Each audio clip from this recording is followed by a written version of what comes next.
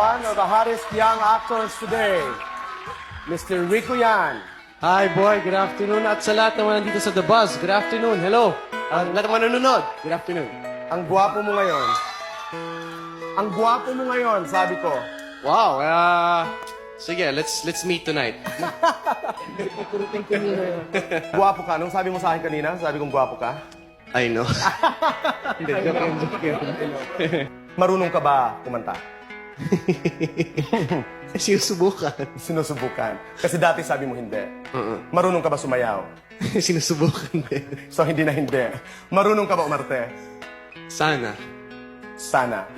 Rico, at one point in your childhood, naramdaman mo kung paano maging isang outcast dahil sa skin asthma mo. Oo. Very briefly, tell me about it. Yes, nung high school, I got chickenpox and then I got asthma of the it's in the blood na yung asthma of the skin namin, mga allergies. But that has been controlled. Okay yan. Yes.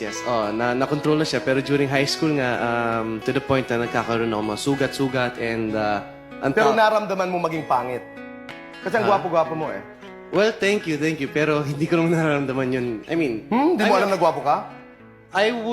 Whatever it is that I have, I just thank God for it, no? Pero You have so much to thank God for. Oo. Nagpapasalamat talaga sa Diyos. Pero, of course, tulad ng sinasabi ng iba, beauty lies from within, eh.